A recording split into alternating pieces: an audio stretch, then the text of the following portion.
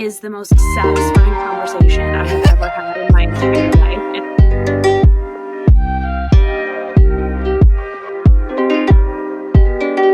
Lucy, welcome to the podcast. I had to have you on the second that you sent me a message because you're a professional organizer, and I feel like your job is every girly's dream job out there. Like, I literally was having this conversation the other day with somebody because I am an office manager as my 9-to-5 job, and I had to come in and do a lot of like organization work for us when we first got into our new office. And I was talking to one of my coworkers, and he was like, yes, my wife's dream job is to be a closet organizer, but she's in finance. So I'm so excited to have you on the podcast today. Thank you so much for being here. You are so welcome. Thank you for having me. So how did you get into this business? Well, in a roundabout way, as you usually do when you're an entrepreneur. I had a previous career. I was in nonprofit fundraising. Actually, I worked for a big university. And I did that for a few years, and I was kind of getting impatient. Like it wasn't going fast enough for me. And it's like, what can I do to accelerate my career? I'll go get an MBA. So I did a 2-year full-time MBA program, had an amazing time, learned a ton. You know, when you come from nonprofit, you're kind of behind the 8 ball in terms of being in an MBA program. And so it was a really big learning curve for me, but really fun. And that was around the time the seed was planted for this, because I knew I was behind the 8 ball, but somehow I was keeping up. And I was like, why am I keeping up? My apartment looks a lot different than my friends' apartments do. And so I graduate and I go back to interviewing to go back into nonprofit. And the sector just didn't really understand what an MBA does for you. And it was basically like, you can have the same job you had before. You'll just be responsible for raising more money. And I was like, okay. I didn't do all this work to do the same thing. So, okay, well, now what do I do? And I had never thought about being an entrepreneur before, but I had just finished this MBA program, and all of the people sitting around me were starting companies left and right. And I was just like, I mean, if the guy sitting next to me doing the same work I'm doing can start a tech company, I surely can start a small business. Like, this is possible. Yes. So then it was, what am I going to do? And talk to family and friends. And they were all sort of like, well, you know, you're really organized. Like, that's a thing. And I was like, oh my God, I think that's it. I think that's my secret weapon that's let me keep up all this time. And that's why I was able to just get through this. And this is something I can really share. And as I was doing some digging on like, is this an industry? Is this really a thing I can do? Who's out there? What's the competition? At the time, this is actually almost 10 years ago. At the time, most home organizers were focused on like suburban living. So you're organizing for a stay-at-home mom who's got a bunch of kids and some space and like chaos. And that is great. And that service is very much needed. That is not my life. It's not a life I've ever lived. It's not a life my friends live. I live in a city. I've lived in a city my whole adult life. I've lived in tiny apartments. My friends live in weird apartments. I live in San Francisco now. Our housing stock is old, weird, and strange. Wait, you're in San Francisco? Yeah. We should have done this in person. I'm in San Francisco. Oh man. Oh well. Well, here we are. As you know, the apartments are small and weird here. And so I thought, okay, this is going to be my thing. I'm going to work for the people like me and my friends who are young and up and coming and trying to make stuff happen, and in a small apartment, maybe with roommates, maybe with you're the person you're eventually going to marry, maybe you're starting your family, and like life is crazy and you need some help getting that secret weapon on your side. So that is where it all started. So how did you land? Who was your first client? Like, what was that interaction like? So I decided that I was just going to start talking to everybody that I met about what I wanted to do. This is before I did anything. I did not have a website. I did not have an LLC. I had nothing. But I just started talking to everybody because at the time I was unemployed. And so when people ask you, what do you do? And you're unemployed, like, it's good to have something to talk about. Yes. So I just would tell everyone, this is what I'm going to do. And I was on a trip with my family, and another woman I had never met before on the same trip. After a couple of days, she was like, you know what? I really need this. I think you have something here. When we get home, call me and I'll be your first client. And she was. I think this is such an important moment because like I had a period of time where I was unemployed and you're like feeling embarrassed about it and you don't know what to Yeah. say when people are like, "Oh, what do you do for a living?" You almost like don't want to answer the question. Yeah. And I know so many other people who have experienced this. And I think to your point, it's so important just to say like almost what you want to be doing instead. And like not feeling embarrassed about your current situation because things change all the time and you never know what's going to happen next. And like for me, I have books published, I have a blog, whatever. Like I could have said any of those things and I was just like embarrassed about it and I should have been. And then once I started my blog, I was like, oh yeah, I'm a content creator. And then like things started to flow a lot easier. So it's almost like speaking it into existence really helps. And I think even more so, it helps you practice for the moments when it really matters. Like because you were just talking to everybody that you met about it, it prepared you specifically, probably for your first client. Yeah. And what's really great about talking to everyone you meet about what you want to do is the questions they ask will give you a lot of information about how you're presenting your idea. Does it resonate with people? Do they want to buy what you're eventually going to sell? Are they confused? Does it not make sense? It really helps you refine even before you ever launch anything to just talk about it. Yeah. And then also, because I'm an organizer, it's the accountability. Like, once you start talking to enough people about this is what I'm going to do, the next time they see you, they're going to ask you how it's going. So you Yes. have that like accountability built in about like, oh, I told the world I'm going to do this. I guess I have to Yes. do it. Yes. Yes, I know for a fact that I need added accountability. That's just who I am as a person. Like growing up, I needed my parents to help me be accountable. In school, I needed my teachers and professors to help me be accountable. And then now as an adult, like, especially if you are an entrepreneur, you no longer have like a boss telling you what to do. Like that's all on you. And you have to be on top of it and find ways to self motivate. And it's like, Yes.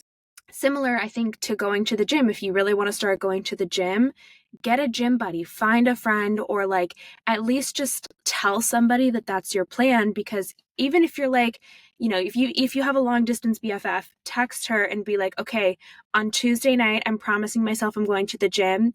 Call me at 6:30 when I'm supposed to be at the gym. If you FaceTime me and I'm at home, like tell me to get my ass out of the house, like Yep. I think like we all need accountability, especially as entrepreneurs, and you just have to find what works for you and like stick to it or find ways to do that, whether that's like by telling everybody that like, hey, I'm starting this business. Then you're right, the next time they see you, they're like, oh, how's that business going? Yep. Or like whatever it might be, but you got to find some way to stay accountable.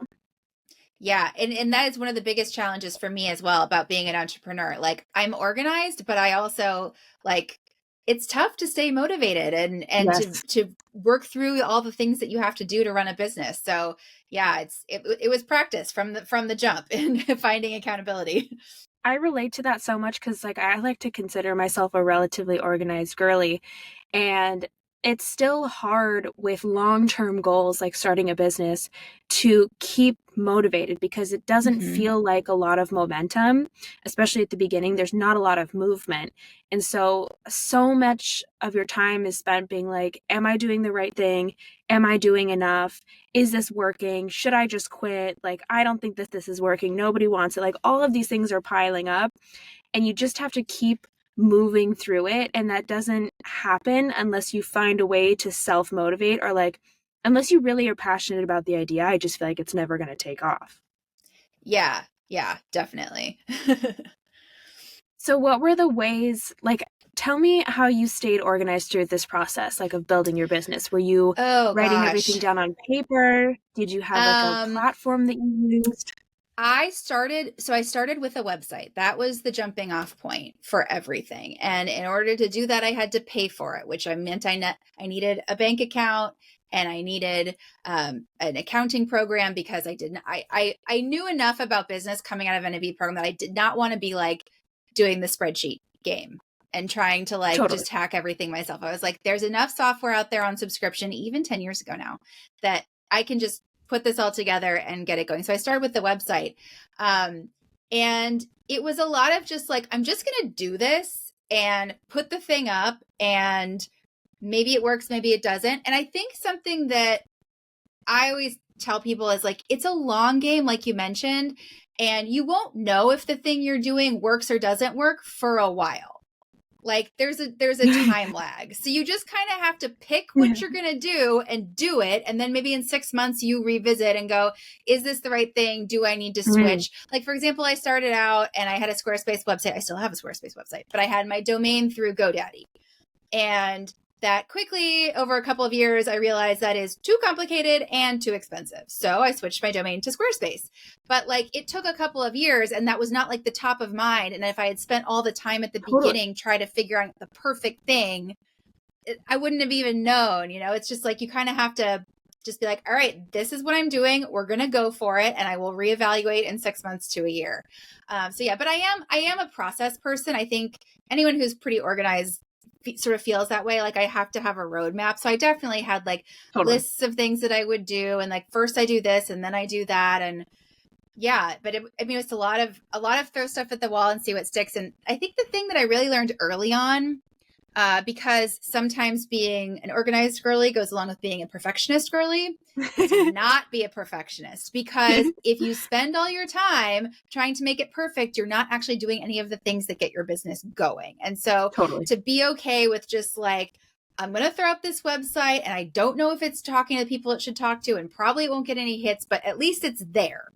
And then when you start your social media accounts, like I'm just going to start posting random stuff and I don't know what to say and I don't know what hashtags to use, but like at least it's something and you just start from somewhere. And I think as entrepreneurs sometimes women do this a lot where it's like, if I'm going to do it, it has to be perfect. And it's like the stakes are low. Like the number of hits on my website still to this day is very low, the number of people who are looking at my content is low. And the people who are already there are there because they like what I'm doing and they're going to give me grace if I have a typo. So yeah, it's removing that perfectionism and just being like, we're just going to try this, throw it out there, see what happens. So since you were saying like, even still today, like your website hits are low. So where do you find that you get most of your business from?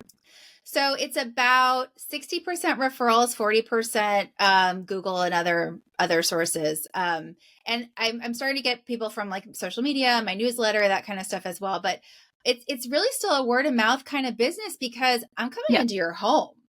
Like you got to have that trust and willingness to let me come in. And that's why it's such a personal referral business. I mean, I've had great clients that find me on Google. Props to them, but yeah, that's a good point. I didn't consider like you are letting somebody into your home to like touch all of your stuff and like move it around. And that definitely, I feel like would lend itself to more of a personal connection situation. I'm sure like as you grow on Instagram, it'll be easier, as like people see your work and stuff and you have more of like a reputation online. But so what's your process like when you go into somebody's house? Yeah. So we always start with a consultation so that I can come in and have the conversation. And I do that because I want to have a really good idea of what we are doing here. Like, what is the goal? And this is part of a sales process, right? I have a very, concrete sales process at this point, moving from like the first contact in through the consultation, then onto the appointment. And I've refined it over the years. I've done things differently. The way that I do it now works pretty well. But it's not just sales process. It's really like fact finding. Like, is this a person who I can help? Is their goal realistic? Am I the one who can help them get there? And it's at this point, it's as much them selling themselves to me as it is me selling myself to them. Because I have done consultations where I've told the client, this is not a good fit for me. And I will refer you to somebody else because it's for whatever reason, it's not going to work out. So it's always a consultation. Getting the goal is really clear. And because when it gets tough later in the process, I can come back to the goals and say, we talked about this. Is this still the goal? If it is, then here's what your decision is doing. It's moving you farther away from that goal. So we either need to make a different decision, or we need to make a different decision down the line, or we need to change the goal. So it really lets me frame the work that way so that each decision feels like a little more structured. But yeah, we do the consultation and then I come back, we do a solid like 4-hour working session. And I just start by sorting the stuff in the space. And then I ask the client to move through it all and make a keep or toss decision. And we are very thorough, very, very, very, very thorough. So thorough that sometimes people get a little frustrated. I was gonna say, it Yeah. sounds like a lot of this process is somewhat like people management as well. Yes. Because like people tend to get attached to their stuff and like everyone has a different way of doing things. And like even though they hired you, like I'm sure things can get kind of tricky. What are your tips and tricks with like how do you deal with those situations? Yeah, I mean, the nice thing is I have more data than the average person about Mm, making keep or toss decisions. And honestly, the decluttering process is at least 60% of the job, at least. Because there is no possible way I can create an organizing system for you if we don't know what's there and we're not sure that everything that's there actually should be there. And everyone, including me, has too much stuff. We all do. yes. Unless you're like a minimalist with all of your belongings in a backpack or something, but those are few and far between.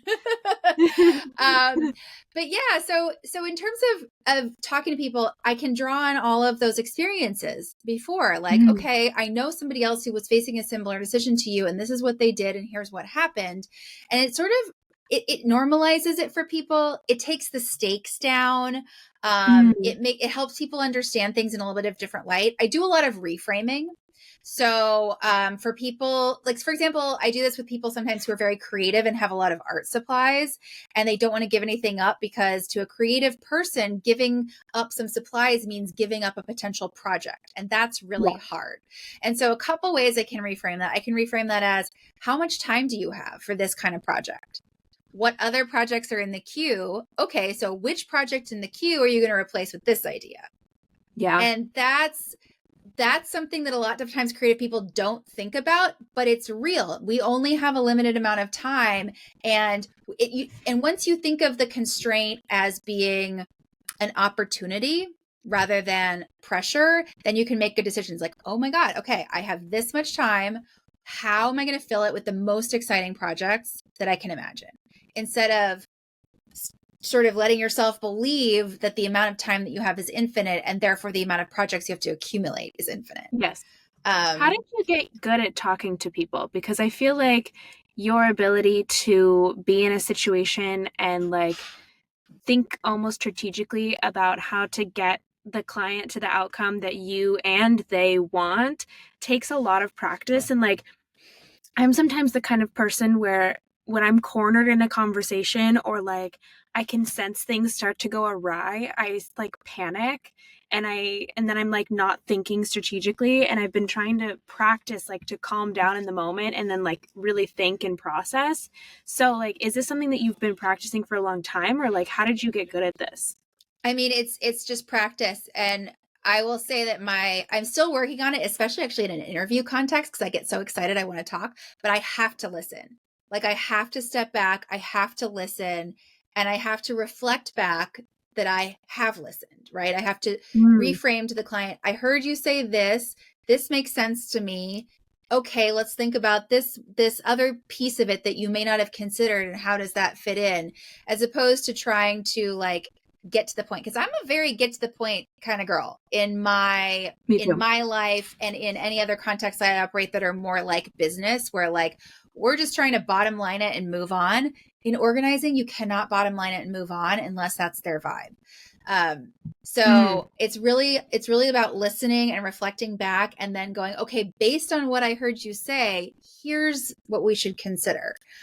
yeah. But it's absolutely still a work in progress. I mean, sometimes I start to find myself getting frustrated, and then I go, wait a minute, this isn't even about me. This is about the client. Like I need. It doesn't matter what I think, really. Like they're here Yeah. for my expertise, but they're not here for my opinion. I think that's such a good trait. And I think like you hit on a really good point that I think all entrepreneurs should pay attention to is to, in order to be a good talker, you have to be a good listener. And like as an entrepreneur, if you have an idea that you're trying to take to market, you're listening, you have to first talk to the market, but you have to listen to what they're saying in order to keep moving forward. And similar with like investors, you have to talk to them and you have to get them into your idea. But at the same time, like you have to listen to what they want to invest in. Not every investor is the same, and not every single one of them is coming to a meeting ready to invest in your product. And so while you do have to talk to them, it's also interesting for you to listen and make sure that they're a good fit. And it's like, truly, I think the best way to be like a great entrepreneur is to be the best listener in the room. That's the person that'll pick up on like on unicorn ideas, or like they'll hear a problem point and be like, oh, I can solve that, you know? And I think, yeah, almost like the best listeners are the best problem solvers, because they can really identify problems and then like you can come up with a solution much easier. Yeah.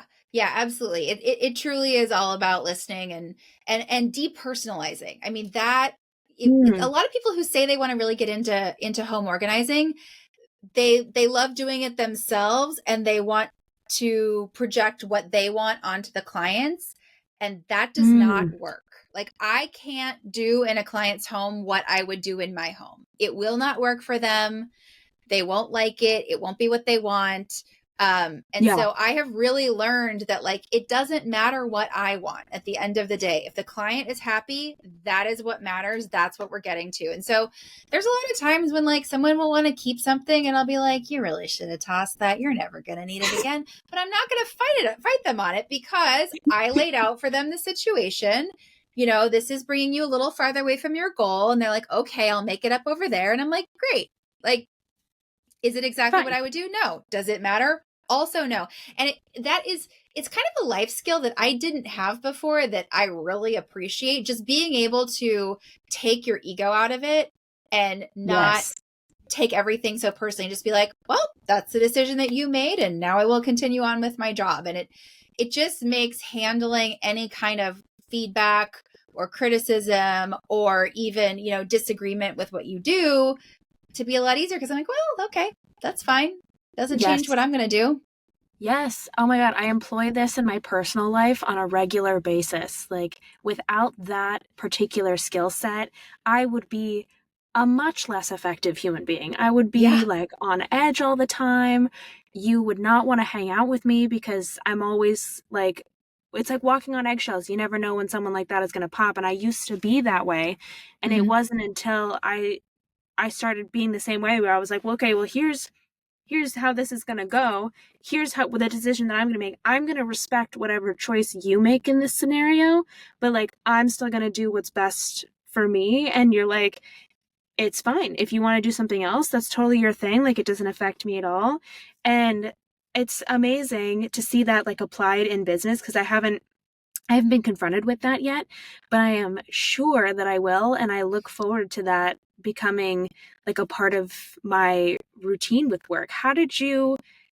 What advice would you give to people who are like experiencing this for the first time or listening, and they're like, I really got to set like better boundaries around that?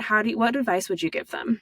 I think it's keeping the goal in mind. So for me, I know what the client's goal is. And so then it's not about, is each decision correct according to me, but am I delivering the product that I promised, which is achieving the goal? And then that also takes like my wants out of it, because it's just like, it's what they want. And I have expertise that I can bring. So I can say to somebody, you know, if you keep these things, we're not going to have space for this other thing.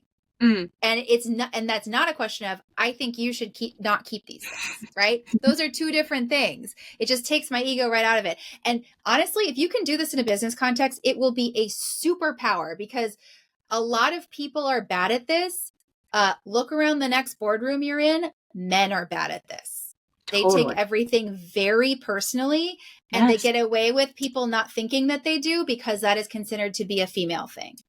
So if you are a woman and you can just like stay cool, not take it personally, not to say like put up with people being terrible to you, but just like if you can make it all about the project and the goal and not about what you want individually, it will be a superpower.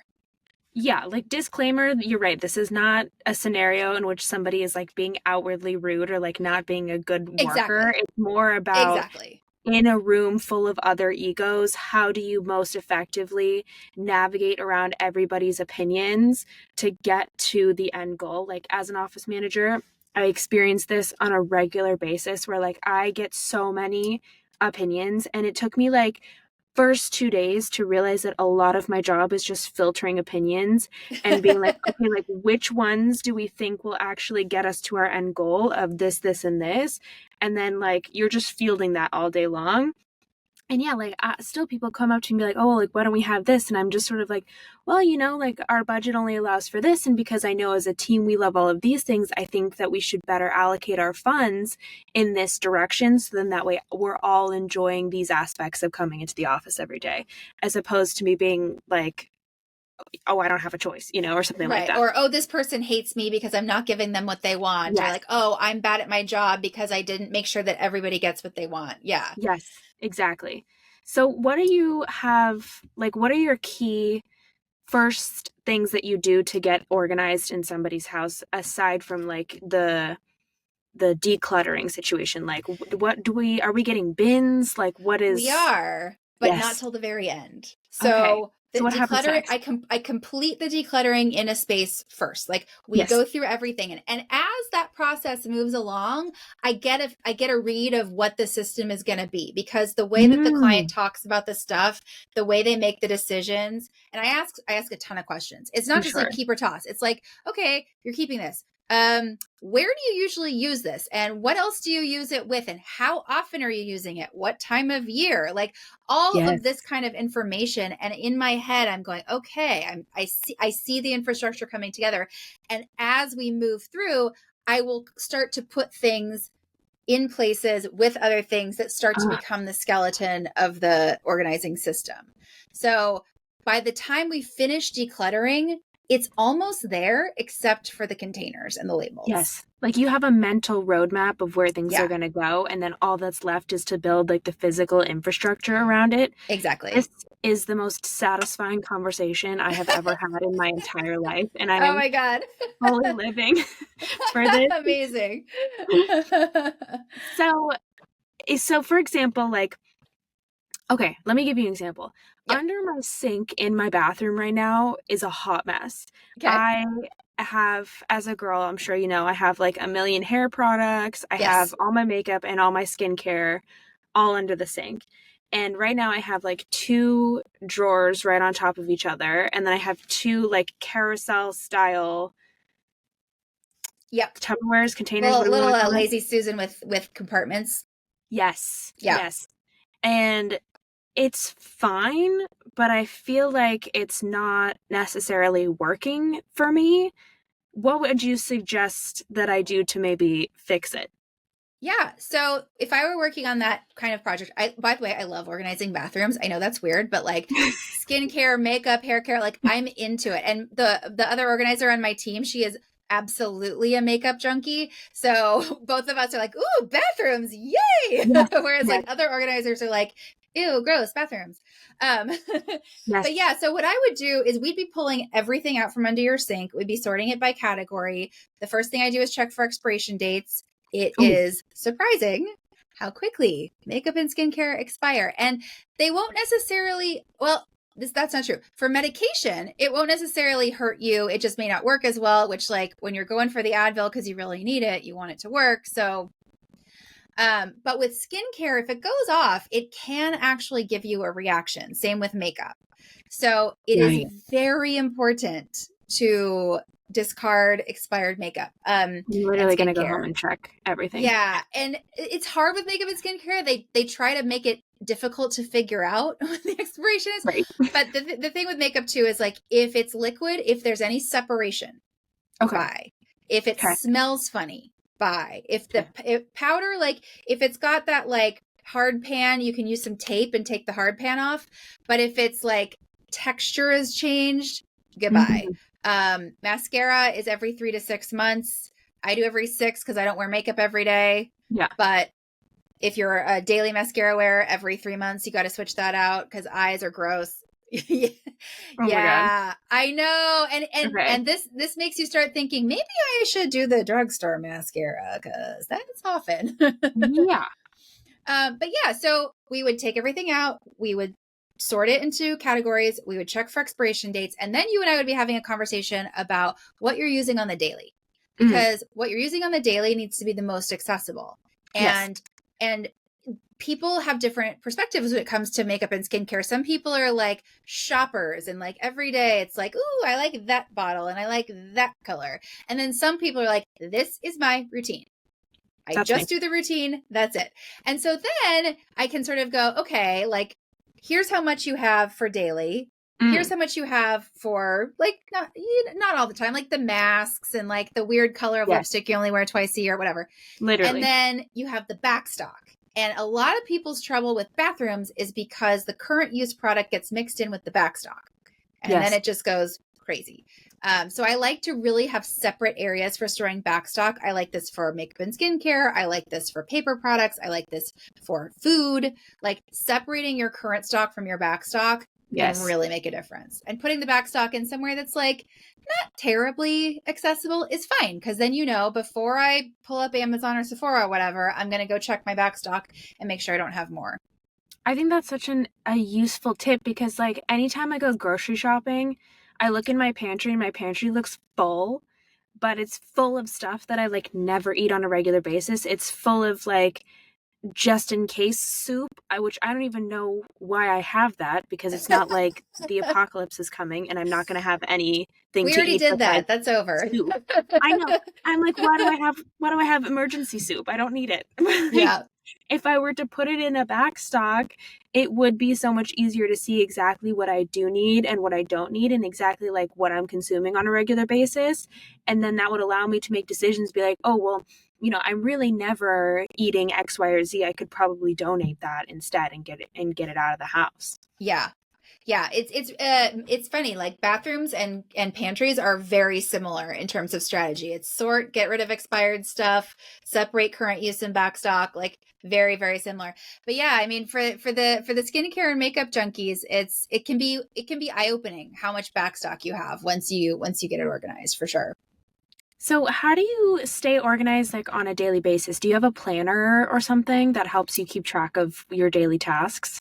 I do not have a planner. I use a combination of Google Calendar and Evernote to Oh, okay, organize yeah. my daily life. I write down some things, but I tend to only handwrite things that are for my personal life. And I Yeah. keep personal and professional pretty separate. I work on them Mhm. back and forth during the day because I get to work from home. That's the fun thing about being an entrepreneur. But to keep it straight in my head, I have them separate. So I have separate email accounts, separate calendars, separate Evernote accounts even. Yeah. And sometimes I'll like handwrite a list just for like, today I feel like I'm going to do this. But for me, being able to add to it on the fly is key because I'll Yeah. be at a client's home and my organizer and I have a whole system of how we take notes on projects, and how we sort of assign each other tasks, assign the client tasks. And so being able to do it on the fly is key. If I had to write it down and then come home and put it into an email or something, that's where things get lost. And Yeah. actually, that's why I started using Evernote for my business. Was when I first hired my organizer, we were doing everything on email, and there were some things that almost fell through the cracks. And I was like, "Oh, this is not okay. Like, I really need to Yeah. get a handle on this." Yeah, and for those who don't know, Evernote is a project management software. It's collaborative. It's similar Yes, to like Notion, I think, as well as it's more basic. I would say it's good for a small business and a small team because it has everything you need and nothing you don't. mm, Um, but it doesn't do a lot of the automatic stuff that like an Asana or a Trello does, and it okay. doesn't store things in sort of like a more like interactive way like a Basecamp does. Um, but I looked at all of those, and for my needs, which are truly quite custom and also small scale, just like so Yeah. small scale, like Evernote made the most sense for me. Yeah, the reason I ask is because I've always been like a planner person in some way, shape, or form, and I just recently switched to Notion, Okay. and I'm using this template and to keep track of like projects, and then everything automatically updates in a calendar view as well.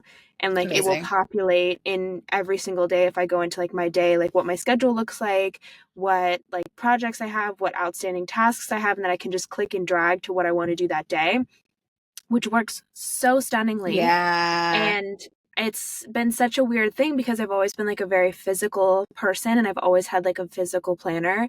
But now switching to digital has been so nice because I'm not carrying like 400 different things in my backpack anymore. Like I don't have my physical planner, my like notebook, and then also like having to transfer all of those things also to my like Apple Calendar, my Google Calendar for work. Like literally everything is in one place. And anytime I have to make like a quick note when I'm like on the treadmill and I'm like, oh, I just had an idea, I just whip out my phone and I can add it directly into the project that it is related to. And it's so satisfying. It's Yes. just truly wonderful. I know the feeling. The task management in Evernote has been a game changer for me. Like assign it Yeah. to the right person, give it a due date, and suddenly Oh, way more is getting done than I ever thought possible. Because I yes. think the thing that sometimes you don't realize as an entrepreneur at first is that things take time. And if you don't set aside the time for them, they don't get done. And if you have just a long to-do list with nothing attached to it, it's really hard to actually get those things done. Whereas if it's like, okay, this is the time of the day on this day of the week where this thing is getting done, suddenly it's going to get done. Yeah. And I think also, too, I'm slowly realizing as an entrepreneur, like, I now have the space and platform to put everything that's in my head out of my head. And I start to Yes. realize how much actually goes into making like just my podcast work. Like each episode has so much that goes into it. And like I never realized exactly how much I was putting into each episode until the other day when I literally had it all written out in front of me in task form. And I was like, oh my God, like it's way more than you think it's going to be. But having it all out there makes it so much easier to take care of. And like to your point, work gets done. Like today, I was just whipping through my to-do list and it was fantastic and it felt so good.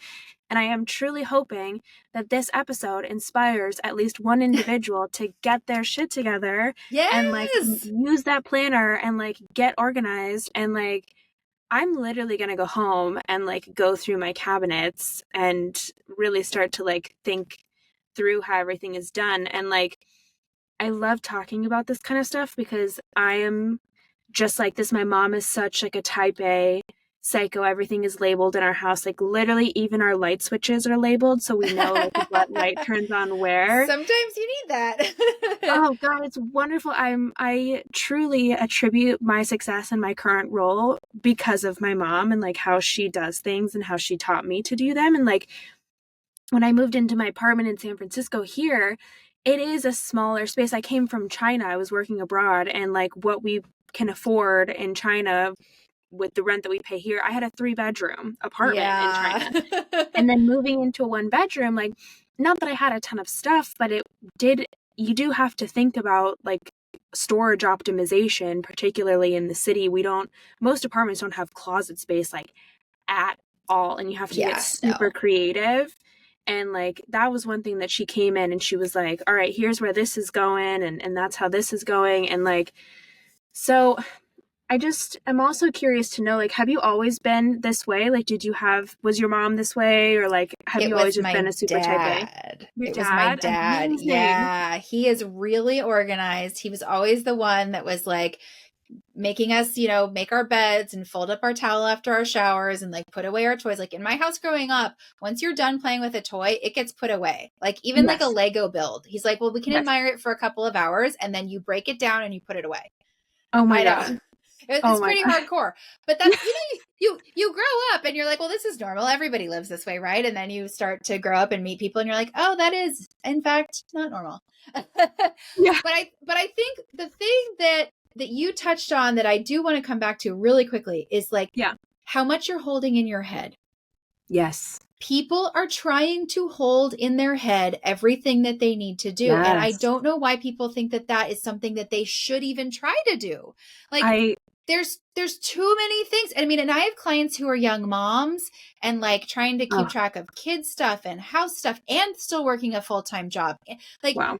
oh my God, like it's too much. And they somehow feel like they've failed if they can't just keep track of it easy breezy on the fly. And I'm like, no, that is not how the human No. brain works. We have too much stuff in our modern lives to ever think that we can keep track of them. As using like a program or a planner, whatever your vibe Yeah. is not cheating. Yeah. It will help your mental health so much to be able to just get it Yes. out of your head, get it on paper, and then you can actually make a plan and actually do the things that are stressing you out, as opposed to just being Yes. like, I know I have to be doing something, but I'm not sure quite what or how. I feel physically lighter after like brain dumping and Yeah. getting out all the things that are on my mind, whether those are tasks that I have to do or ideas that I have. Like all of it has to come out of my head because otherwise it's like so noisy up here Yes. and I can't hear like what's important because everything just is talking at the same time. And until it's like all out on paper, then it's quiet and it's like then you're like I Yes. feel physically lighter. I can go about my day and actually like do those things instead of staying in like it's almost like analysis paralysis where you're just Yes. stuck in this like storm of stuff that you have to do. And like I I never thought about it in terms of business until just recently because I've always thought about it in terms of like personal thoughts. Like journaling, for example, was something that I did for a really, really long time. And I encourage a lot of people who experience anxiety or have like emotional trouble to journal on a regular basis until you feel like you don't have to anymore. Because like truly, once you get in the habit of it, it does just get it gets all the noise out of your head and then you can really like think clearly and you feel like a person again. Yeah. Yeah, I don't know how people do it, honestly, not without to-do lists and calendars and stuff like that. I don't know how people function it. And I've had many clients for whom I have to say, like, you should consider some form of task list because you can't remember all this stuff. Like, and that is how the stuff that doesn't seem urgent, but is actually kind of key to life going smoothly, falls through the cracks when people don't have any task management. So that's how like the dry cleaning never gets taken and like Mm-hmm. the repair person never gets called and like all of that stuff that like you gotta do as an adult, but you don't want to. And therefore you just keep not doing if you don't have a system to deal with it. Yeah, and I think it's all about making the system really fun. Like that really helps me. I have a whiteboard in my house and I love to like decorate it for each month and do it very differently and like that's where like a lot of those like personal things come into play, like goals, habits, or like yeah, reminder to pick up the dry cleaning and like also my digital planning system and like task management, project management, whatever you want to call it, is all like branded how I like it. So I jump on and it's like cute, bright colors and like the icons are cute and like everything feels exciting to use. And I think that's such an important part. It's similar to me like with exercise. You got to find what you jive with. You got to find what excites you because otherwise you're never going to show up for the thing. Yeah. Yeah. And I think something that I've been really doing a lot of thinking about recently, and it just started to occur to me after talking to client after client, and I was like, I think there's this idea that people have that they don't even realize that they have, which is if I get organized, I will eliminate these tasks from my life completely. Like somehow if I level up to this level of organization, suddenly I won't have to do the dishes, do my laundry, go through my mail, take the dry cleaning, blah, blah. And it's an unconscious thing, but once I verbalize this, sometimes people laugh and they're like, "Oh God, yeah, you're right. It's always going to have to get done." And so for me it's like if you can make the system fun, tailored to you, reduce as much friction as possible, that's what you get. You get the task being easier and more fun, but you don't necessarily get to remove the task because as I tell especially my moms, I'm like, there are 3 options. You can do the thing, someone else in your house can do the thing, or you can pay someone to do the thing. Those are the options. That's it. Yeah. So all of them are valid options, but just so you know, there's no magic 4th option of like, it just gets done. My brother lives in the world where he thinks that it's option 4, where things just magically get done. And we're Mm-hmm. always reminding him, no, no, somebody has to do the things. But I find that so interesting that people use like getting organized as almost an escape from having to do the other tasks or things that they don't want to do. And I wonder why. Like, where does that come from? I don't know why, but I do think that there's something about our culture that's like I can get to the thing and it's done instead of like daily small things that add up to a lot. And with a lot of the things that make our lives wonderful and long and happy, like exercise, nutrition, an organized home, those are things that are done daily and incrementally. And that is not sexy to us. Totally. We like a reveal. We like a before and after. We Mm, like a big thing that we can say we achieved. We do not like I need to exercise daily and put away my stuff daily and eat right daily. We don't yes. love that. That's not the way Yeah. it's not the way we're wired, right? We're wired for instant gratification. So I do a lot of like talking through this with people, not that people don't know this, but just like I just make the implicit explicit. Like we get it all out on the table and I'm like, look, like for example, if someone comes to me and they're like, I want my fridge to look like the Home Edit. I want it to Mm, be rainbow, I want it to be containers, I want it to be labeled. I'm like, great. I can do that for you. Before we do that, we need to talk about what it's going to take for you to maintain that. Because totally. if you are not willing to take the packages of food, open them up, pull out the containers, put the food in the container, put it back after every time you go grocery shopping, you will not get that fridge. You'll get that And fridge keep for it half an restocked. hour. Right. You'll get that fridge for half an hour after I leave Yeah. and you will never have it again. So, and if that's something you're willing to do and that makes you happy, awesome. Yes, let's do it. I'm in. But if you are not the kind of person who's going to do that, we need to think of another way because the Yeah. goal here is right. Like you can enjoy your home, you can enjoy your space, you can do the things you need to do without feeling like you're surrounded by crap. Yeah. And, you know, it's going to look different for each person. The point is not necessarily the aesthetic. The point is like, what system do you need? And then let's put Mm, the aesthetic that you need on top of that so we get you the best of both worlds.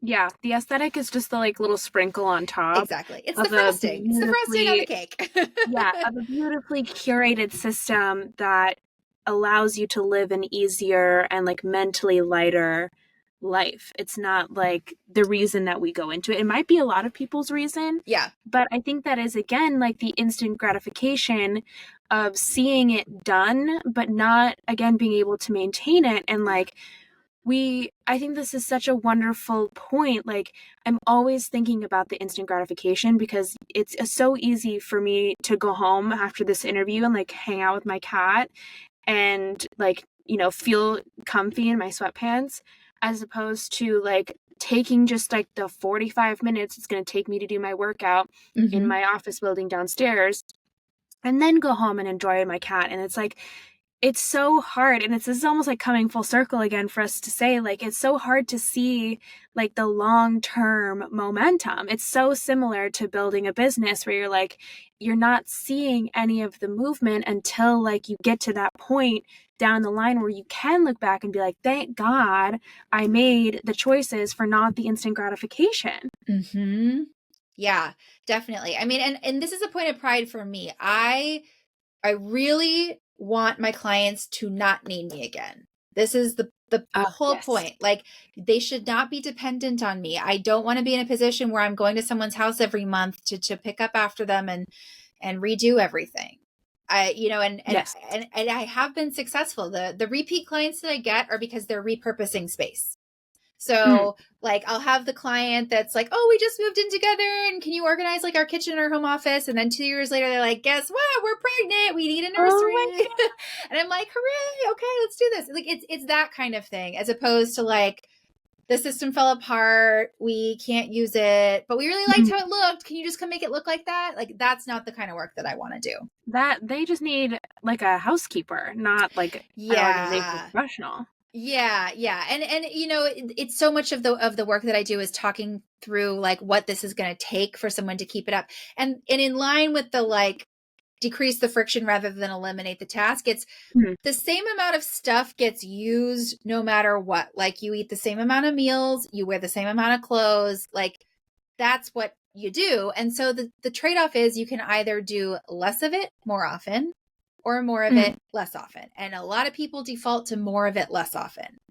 And Yeah. that can be problematic because once you have enough of a buildup of clutter, that pile of clutter stops being individual pieces and it just gets chunked into one big scary pile. And then you just really don't want to deal with it. Whereas if Yes. we talk about like, if you spend 5 to 10 minutes daily, you never have to do that. But getting that mindset switch is something we work on, right? Because everyone's just Mhm. like, oh, I don't want to take the 10 minutes right now. I want to hang out on the couch with my cat and my Oh, sweats. So yes.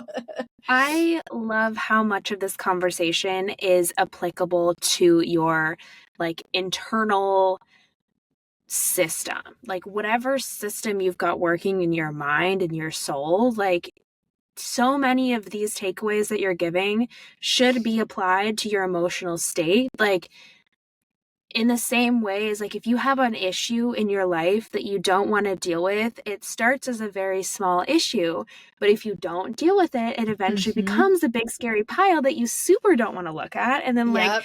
things just escalate from there until you're literally forced to deal with the big scary pile. And I just feel like this is such a fun conversation because it's like meta. Like there's so many levels to our Yeah, conversation right now. there really are. And that is why I'm so passionate about organizing and helping people get Mm. organized because it affects so much of your life. Like people sometimes tease me. They're like, oh, you're like a therapist. I'm like, well, I am not a therapist. So let's be very clear about that.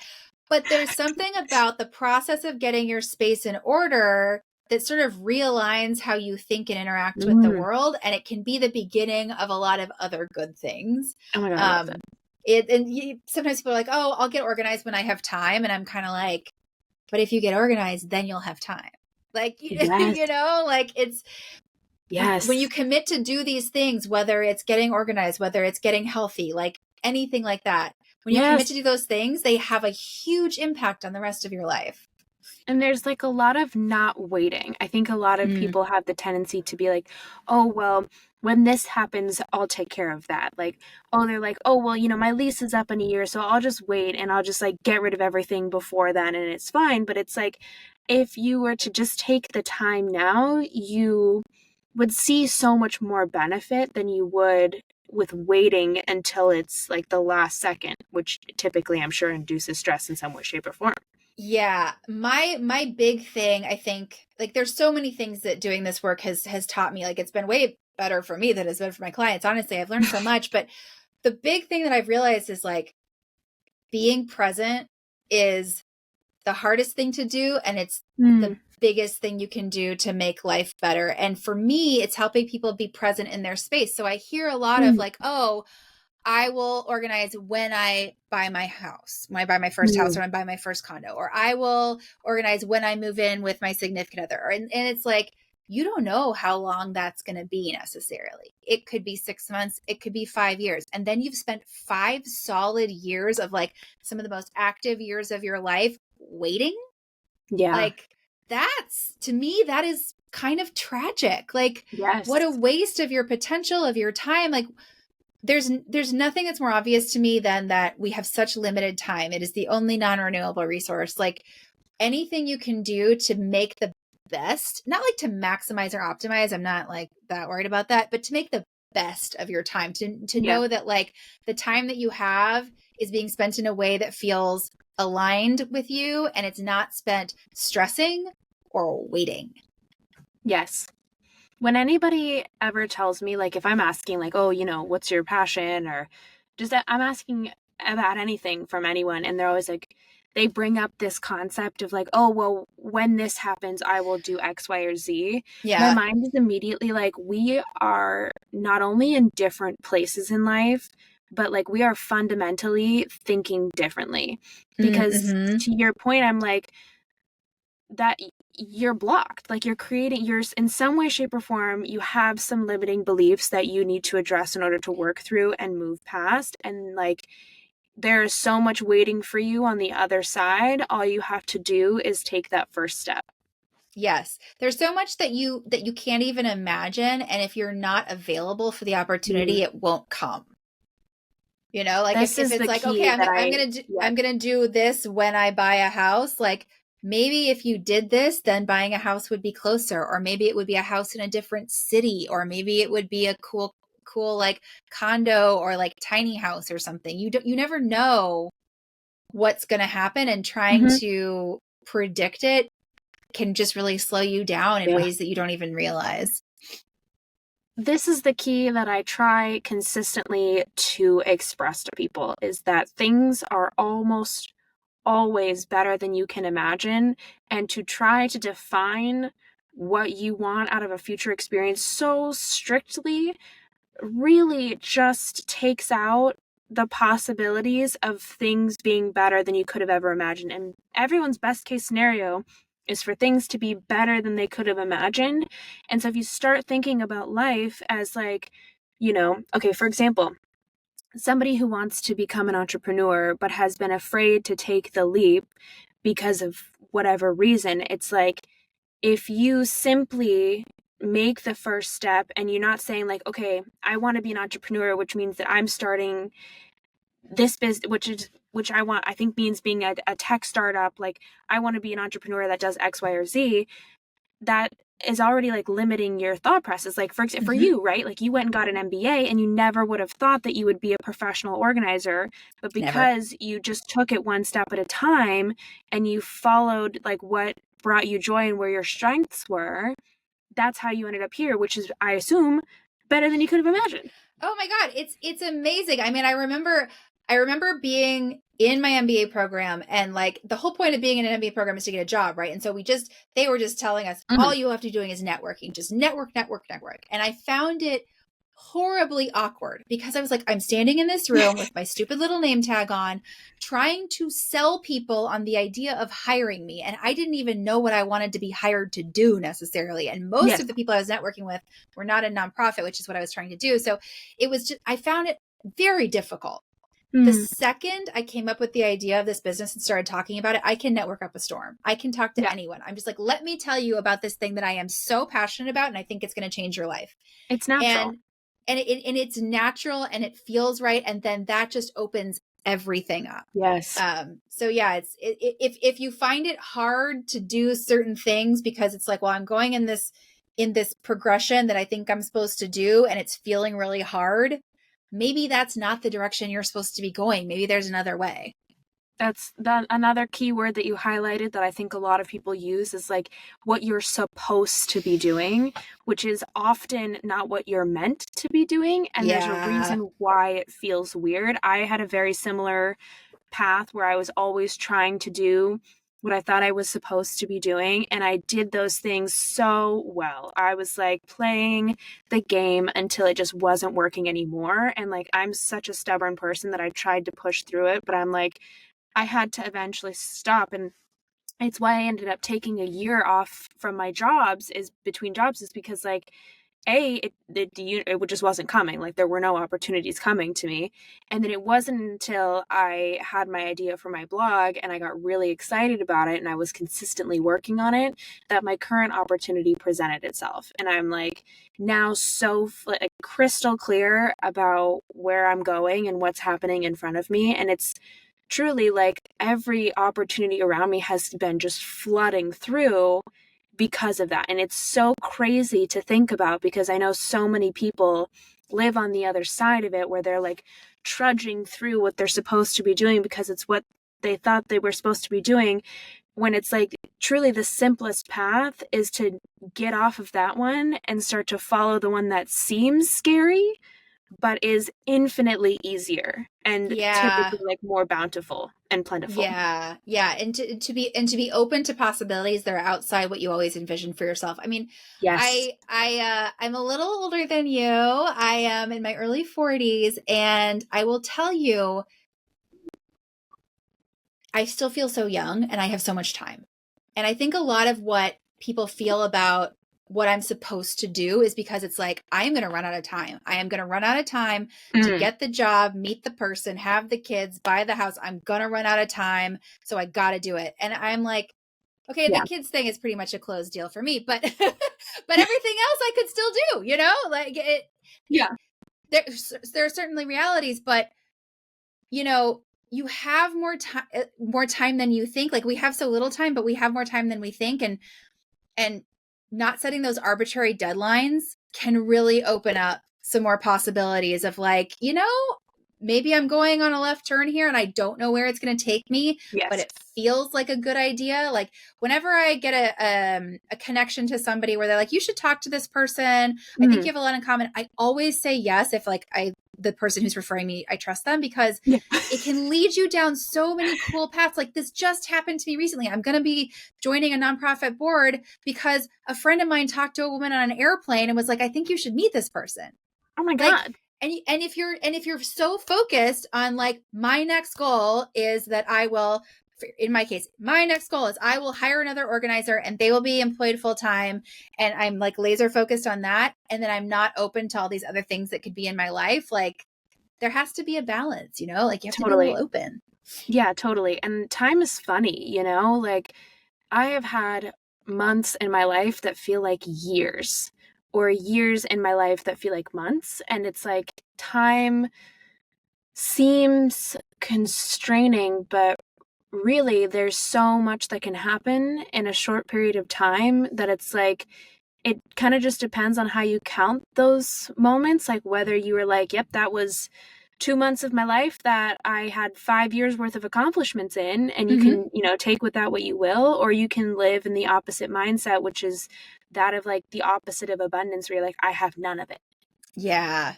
It's so interesting to look back and think like where I am now, I could never have imagined 10 years ago. And I probably couldn't even have imagined 5 years ago. And so much has changed along those points, but day to day, week to week, month to month, sometimes it feels like I'm just like banging my head against a wall and not getting anywhere. And then all of a sudden you pop your head up and you're like, oh, wait, I did get somewhere. It just took a little while.